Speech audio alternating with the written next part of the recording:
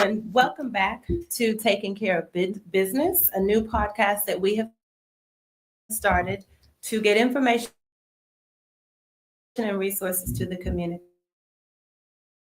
So we are in part 2 of a series entitled Academic Avenue Communities, especially our Black communities. So my name is Cris Houston. As I mentioned, an attorney, a legal educator, and nonprofit executive director, and a public servant. So thank you, Pastor Simpson, for giving us this platform. And it is my distinct pleasure to host this podcast and to bring you what I believe to be relevant and helpful information, some of which will be unique to Waco and McLennan County, and some of which will be relevant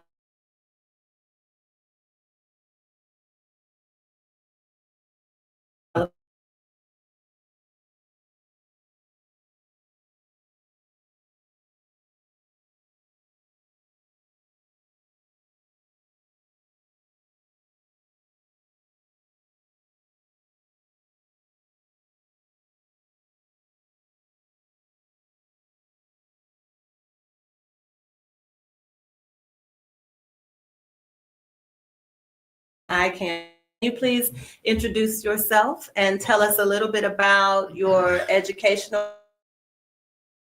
and career paths, and maybe career goals? Joshua, I am originally from the island nation of Antigua and Barbuda. I'm an island nation. It's just small, just about the size of Waco. Oh, wow. And we have about 100,000 people on the island. I know not everybody knows everybody, but all in all, though, I came here in August of 2023 to do my PhD at Baylor with my wife and 2 young kids. And I spent 14 years teaching 9th to 12th grade social sciences. And it was during COVID when I was tasked with the job of educating a lot of educators in Antigua, including my own school, on how to teach during COVID. That's an easy job. Yeah. I had a background, just a passion with not only education, but technology specifically. And so they figured you're probably the best person to do it. And I threw myself into the world of educational technology and studied everything I could on it, developed a few workshops to help support people. And it was there that I grew my passion for ed. Thank you. And knowledge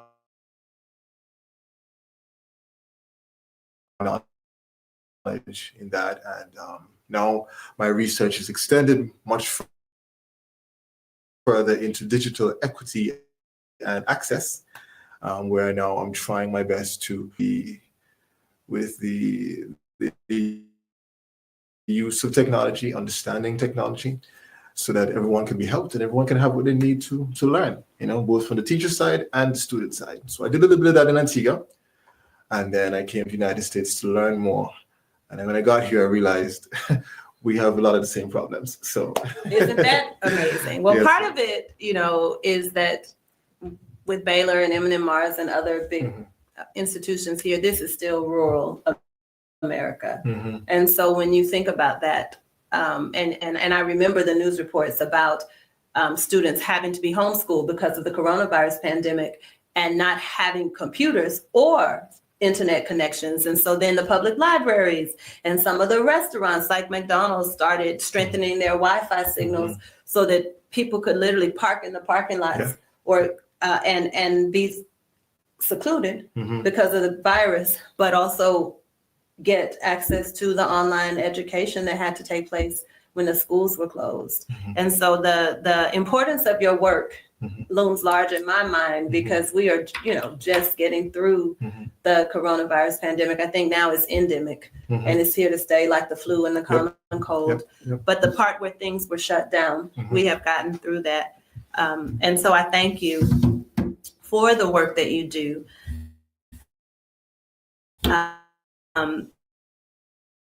In the age of technology, in the classroom in particular, and to aid learning in general. Like if I don't know how to fix something on the car, I can YouTube it.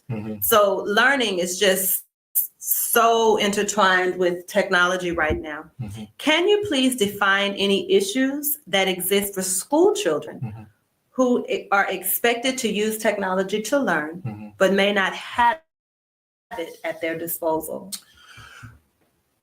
What I've learned from experience and from doing the research, talking to people, interviews, reading, I realized that you can really narrow it down to three main issues. Okay. The first is not having adequate internet access. Okay. Some click on cable Wi-Fi, fast speed, have what they need. So internet access is one issue. Another issue is access to digital devices. That is a whole thing by itself when it comes to the type of device being used, the learning management softwares or other types of software, apps, games, and so forth on the device itself, making sure that they're up to date, tech support. The device part of it is the other issue. And the final one is digital literacy. How do we use these devices? How do we use the software? And how do we stay current? And this is both on the teacher side, the student side, and even the parents, understanding how to effectively use these devices so that we can function in this world. And especially in the age of technology, where technology is rapidly changing.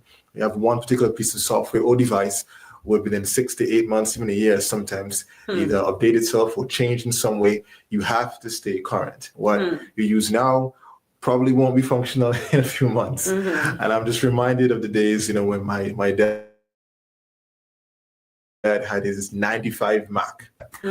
And how far we've come from then, because he used to talk about using typewriters in his college days. And so now we're moving so rapidly with technology, we have to stay up to date. And so digital literacy is very important. We can't just assume that it's something everyone understands.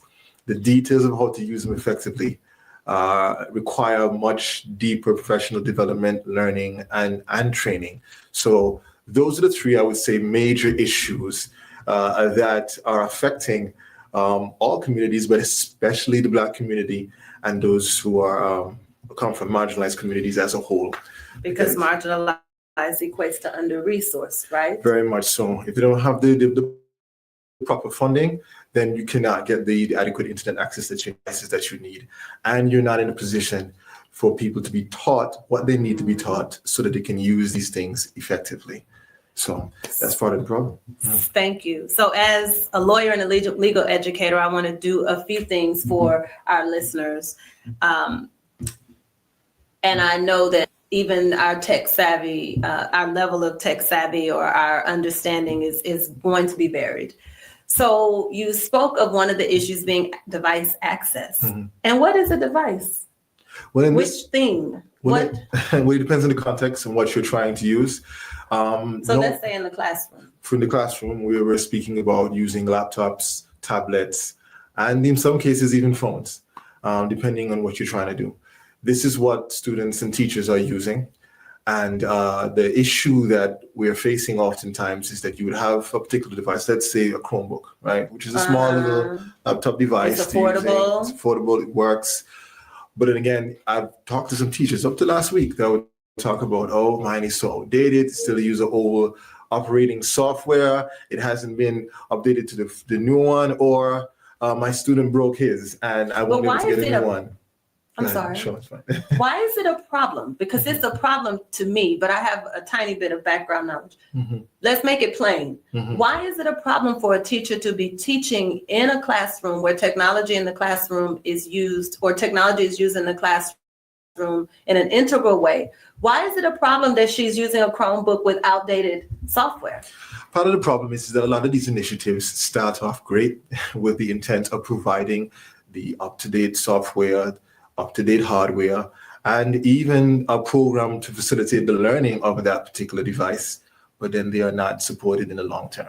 Eventually funding dries up, and then you're not able to keep up with the trends and the changes in technology. So something as simple as, if you have an iPhone 2, it's just going to be hand decoration, because none of the apps that are out now can even be used. It's like that.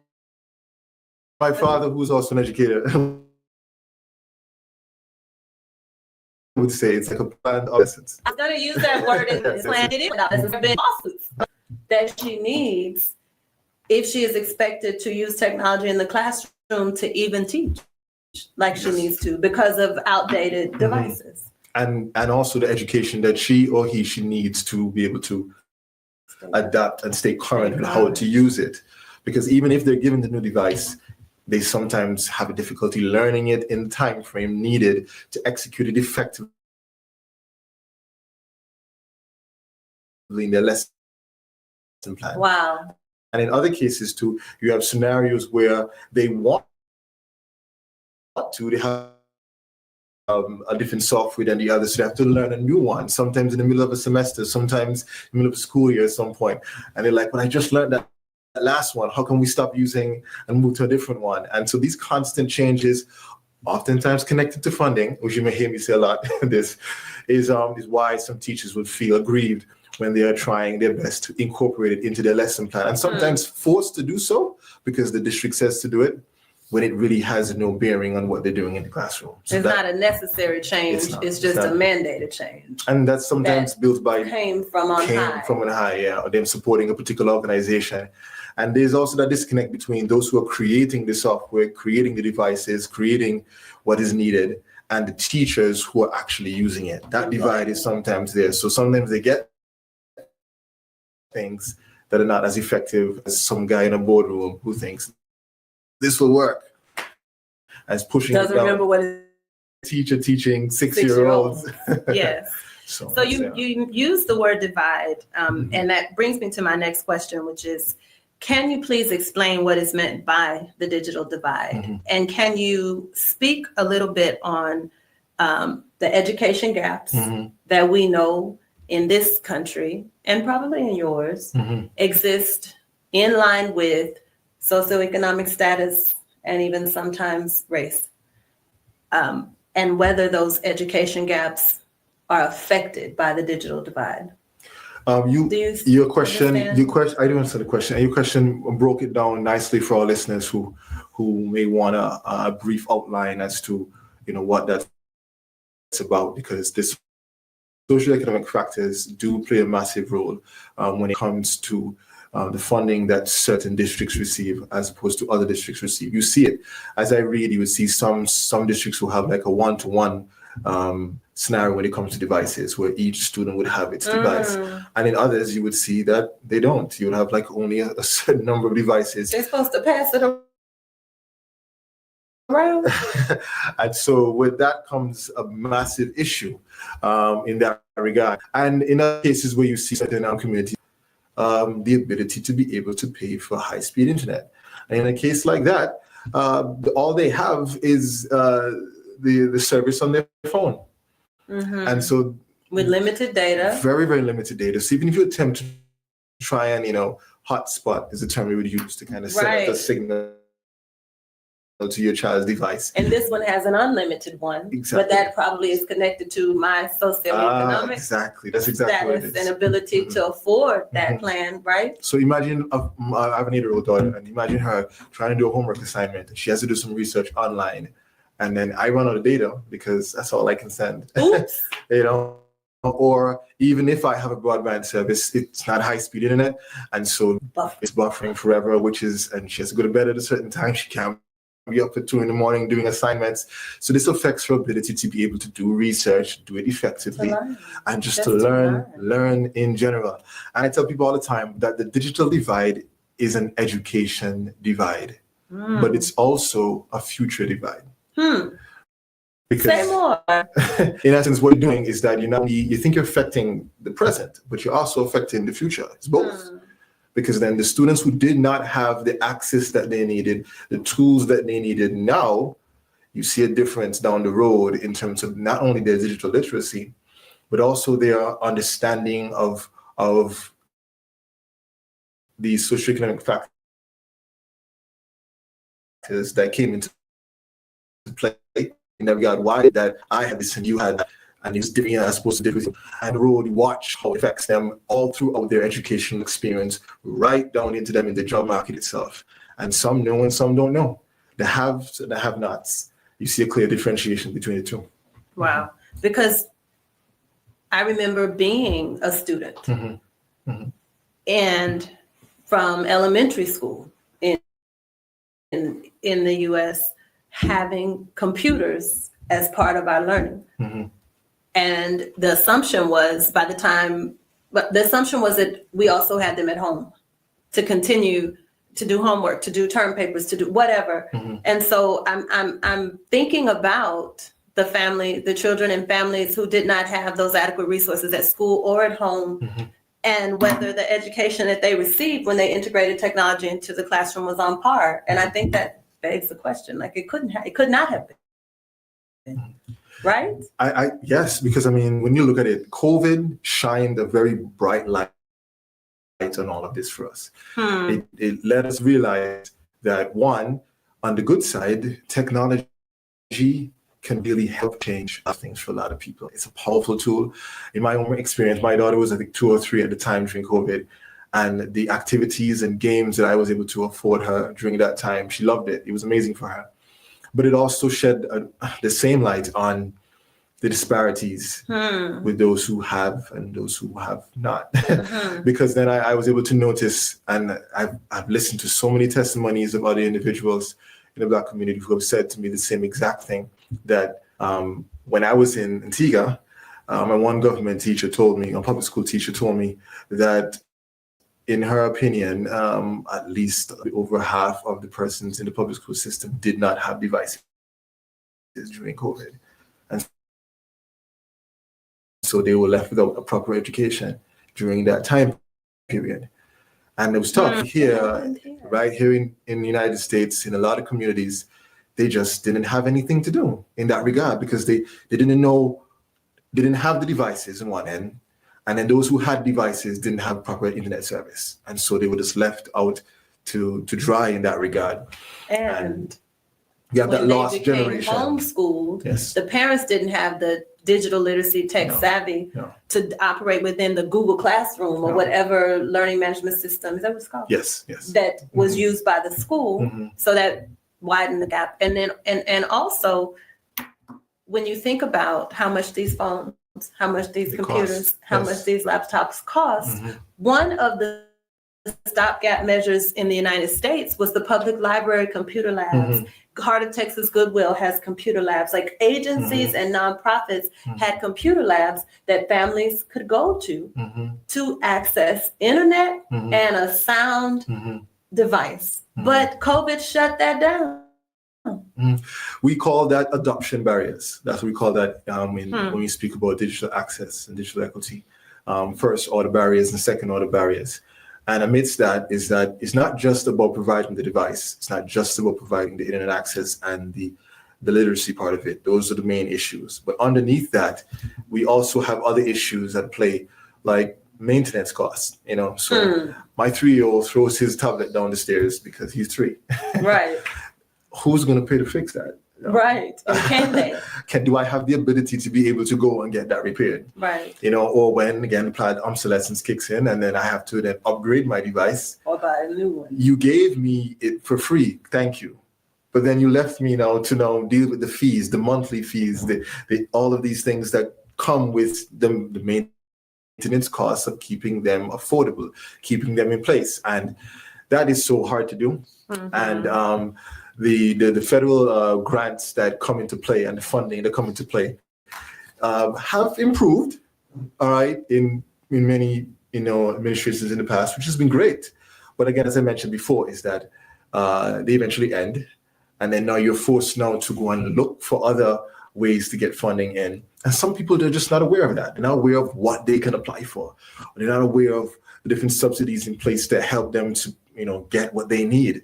And so I would encourage persons who are listening, please go, talk to those that are around you that you voted for to help support you within your community. Talk to the administrators, the teachers, because they are being reminded constantly of what is out there. And sometimes you may be qualified for a particular grant or and program, may not even realize it. You want a previous one, it ended, and you're like, what am I going to do? There are others that you can apply for. And awareness of these things is important, which is why I believe community outreach in this regard is vital in all of us helping each other understand what is available so that we can, solve some of these issues. Thank you. That is leading me to my next question. How does teacher training and support in educational technology influence the success of Black students and other marginalized groups who tend to be in school systems that are under-resourced? When the teachers are equipped with the knowledge and the skills, it makes instruction, pedagogy in general, easier in terms of helping the student adopt what they need to know. If they don't understand what is needed, then oftentimes it creates that gap, or even in other cases, it extends the gap even further, because we cannot get away from the fact that technology is here to stay. It's going to be very much prevalent. Education technology was there pre-COVID, but as I mentioned earlier, COVID. And so going into the future, I always encourage teachers, please take advantage of your professional development programs, the programs that are done in your communities, and also be an advocate, for helping in the schools as well too. And those who are familiar with the use of technology, students in universities, and regardless of the level, undergraduate or graduate level, be a part of teaching teachers and also teaching those in the community how to use it. Because then at the end of the day, the goal should be for the education of the student. We're here for the student. And if they're not the goal, if they're not the focus, then we have lost sight of what really matters. So. I have a former colleague at Texas Southern University Thurgood Marshall School of Law who was probably in her 70s. That means that she had decades of experience as a legal educator and a lawyer under her belt. But when COVID hit and homeschooling was required, she retired because training herself up on how to operate a whole law school classroom, administer your exams, grade your exams, hold your office hours, was not something that she felt she could do at her age, and maybe with the needs that she had, because there was the tech savvy or lack thereof, that issue. And so I was thinking about that as you spoke, because I also think that you need to train and retain the teachers who know the core subject matter, but who may feel that they have been left behind with the digital advances in the classroom. And you may be really losing subject matter experts who know how to reach the kids, who know how to teach the content, if they don't have the proper training and support to keep up with the way that technology has been incorporated in the classroom. Yeah, I truly believe that, because it's another thing for you to be able to know how to teach your content, but we also need more people who understand how to incorporate the technology. So I would say that's a nice little three-pronged approach in doing that, because regardless, whether it's finance, whether it's the sciences, social studies, art, English, whatever the subject, there is an educational technology component involved in it that will enhance it in some way. And or so it's just maybe it's a medium of instruction. True. That basic. At the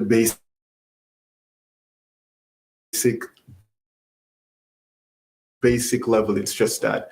And it's going to get more, especially introduction of AI. You cannot run away from that.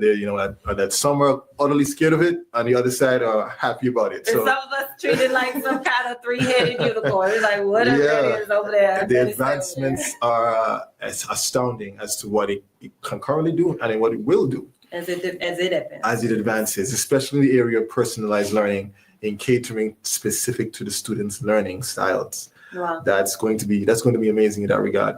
And so as the systems adapt in that area, teachers need to adapt. I know some of them are afraid that it's going to replace them, but it's coming anyway. For now, let's just focus on using it as a wonderful assistant and tool, and being aware of what is needed to learn more about it, and not be afraid of it. I think you're right. Or just in my case, apathetic. Just completely uninterested. Don't like it, don't dislike it. Just don't even care about it. Yep. I gotta up my game. We all do. And the thing is that even those of us who feel that we are more adept than others, every now and again, even my daughter would teach me something new. Right. So Right. being humble, I've learned, and having patience with each other. For those who, I met many teachers, especially during COVID, and even now, I've taught 30 years. This is how I know how to do it. And I like it this way. I'm good at it. And I always Can't encourage teach an them. old dog new tricks. That's what they say. I encourage them and be patient with them and say, hey, look, this can help you in this way. You've been excellent here. You are the foundation. But now let's build on that foundation with these wonderful tools. And I'm showing you how that can be done. And in many ways, they've been very... They soften up. They soften up. Good. We need you. So what role does policy play in addressing digital access issues and educational equity? See, policy is more than just paperwork. Policy is where change happens. Policy is where change happens. Right there. And this is why it matters. Because for me personally, I've always been an advocate for having strong homes, especially in the Black community.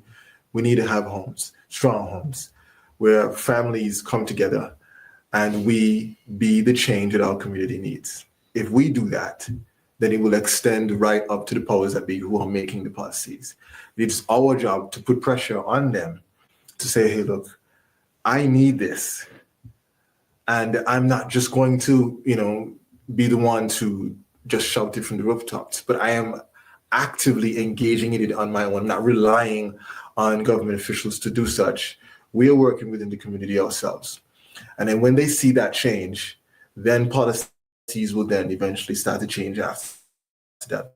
Oftentimes persons jump straight to the top most time. I believe if you start grassroots, if you start on the ground, if you start going house by house, simple things like you upgraded your device and you have a little one sitting down there collecting dust. Give it to your neighbor's kid who doesn't have anything. Right.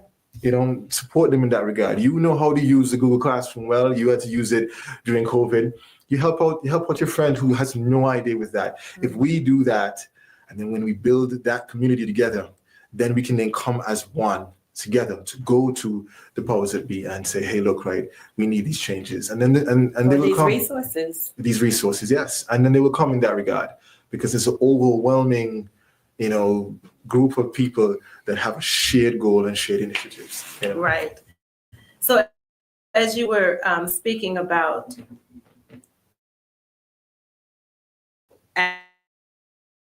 advocating for and bringing about change, I've watched again on the basis of Supreme Court Justice Ruth Bader Ginsburg. Mm-hmm. And one of the things that she said, because she was very, very, very much one of the main lawyers who fought for gender equality here.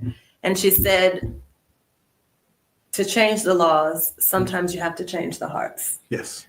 And I think one of the ways to do that is for people to see some of the things from others' perspectives, that empathy and that compassion, but also when you make your concerns, your issues, your challenges, even your triumphs real to those outside your community, and they can relate and they can understand maybe their hearts and minds about that hearts and minds change about things that they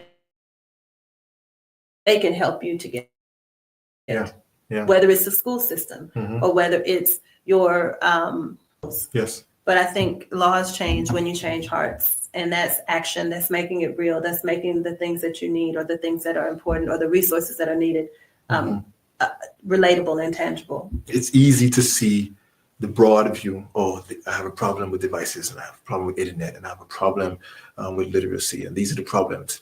But then when you have real stories of real people going through these things, when you share the first-hand accounts of persons who have absolutely nothing in this regard, and it's hard on them, then it becomes personal. And that's when people are able to identify on a deeper level.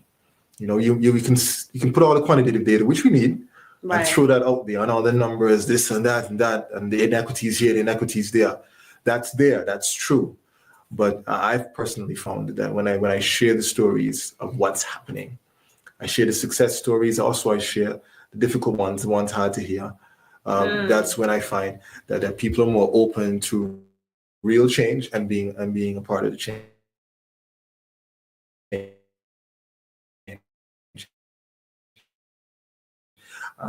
And I also advocate towards corporations, private corporations. What you make in a year could help just one little black boy that just wants to study lizards online, and he can't even or learn coding and be the next big coder out there to make the next amazing thing. Yes. And he did not have access to the same thing. So, and not just that, too, in STEM subjects, science, technology, engineering, and mathematics, we need more little girls in there, little black girls in there. I encourage my daughter, she's 8, she loves coding because she's able to do Minecraft education, which is, she loves Minecraft. And so they have all the little games in there, and that's where she finds her fun. Imagine I'm able to give her that, and I wouldn't say that my means are extensive, but I would say the fact that I made that sacrifice because that's what she loves. And if we all do that, then we can definitely bring out the next great thing that has the ability to make real change in our community. We don't have to look for it outside. We can look for it from within. That is amazing. Thank you for that. So for listeners who may not work in education, how can they support increased digital access in their communities? You don't work in education. You may not, know everything and do everything. But what you do know is that you have been in cases in your own time period where you didn't have something that you needed that could have helped you get further. And the passion parents or grandparents had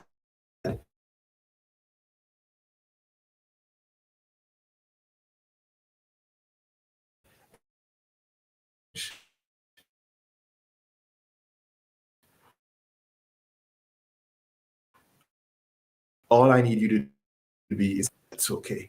But you may know people who have, you may have power of articulation and voice. Use or the power of the purse. That's the power of the purse. Use what God has given you. Yes. And it will go a long way. So our time is short, but I want to ask a different version of that question and discuss it briefly, if you will. What advice would you give to educators and school leaders who want to address the digital inequities and access issues in their classrooms and schools? I would say don't give up. Programs will come, programs will go, but the problems will remain. And I think that it's easy to get tired, to get frustrated, and to feel like I've tried. Remember the kids. I would say that, just remember the kids. Yes. Keep them at the focal point of why you do what you do. Get up every day and remind yourself of what you didn't have and wish you had. And realize that if you give up, then you put the next generation in peril. We don't want that. So if anything motivates you, let it be those kids that need a little extra help, and won't get it but for what you do for them. For what you do for them. And if you feel that I don't have anything to give, trust me, you do. If you take a good look at yourself and what your gifts are, we all have some type of gift, some sort of reach in some way. Right. What you have, and it's better than nothing. Yes. It's better than standing still for us to assume that it's somebody else's problem. No. We all have a part to play. And I believe if we come together, that there is a digital future that I believe could be brighter if we all have the same mindset and the same goal. Thank you. When I was very young, he's dead now, but my pastor preached a series or a sermon using the story of Shamgar in the Bible. And I've heard it since then said, because I think others heard that sermon. But Shamgar used like the bone of an ox gourd, some kind of ox bone, and he delivered Israel from enemies. And the point was, use what's in your hand. Start where you are, use what you have, and do what you can. And that's what I heard you say because some of these issues are so